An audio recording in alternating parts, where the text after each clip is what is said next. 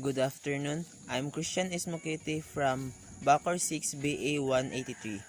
Today I'll be discussing the role of GAT or WTO and the importance in the international trade.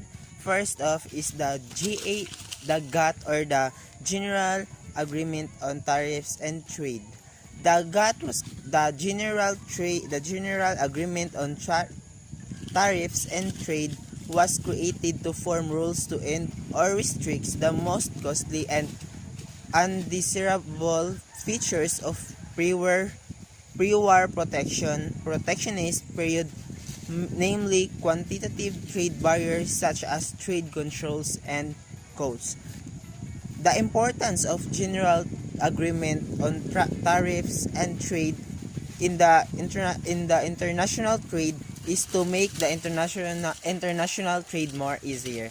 And the role of the main role of the GATT in the international trade was regulating contracting parties to achieve the purposes of agreement, which were reducing tariffs and other barriers and to achieve the liberalization in the international trade.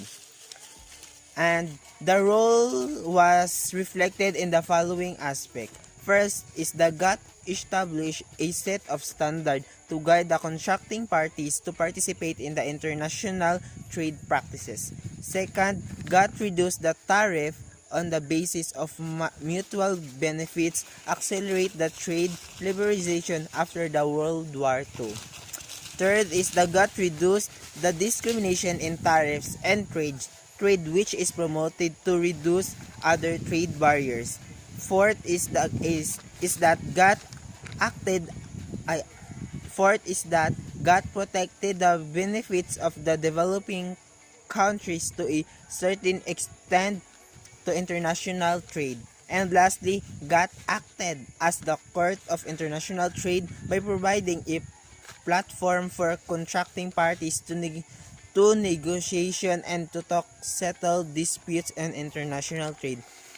And the GATT was the general agreement on tariffs and trade was signed by 23 countries in October 1947 after the World War II and became law on January 1, 1948. But unfortunately, in 1995, the General Agreement on Tariffs and Trade was absorbed into the World Trade Organization, which is extended.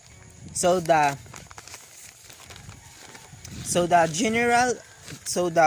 World Trade Organization, also known as WTO, is the only international organization dealing with the global rules of trade. Its main function is to ensure that trade flows as smoothly, predictably, and freely as possible.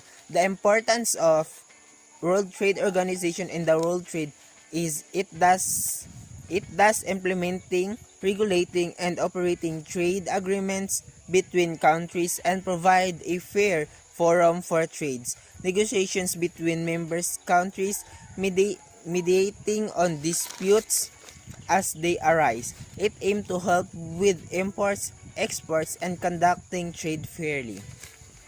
The role of World Trade Organization in the international business. First is World Trade Organization facilitate implementation and administration and smooth operation of trade agreements between the countries. Second, it provides a forum for the trade negotiations between its members countries. Third is its settlements of disputes between the members of countries through the established rules and regulations.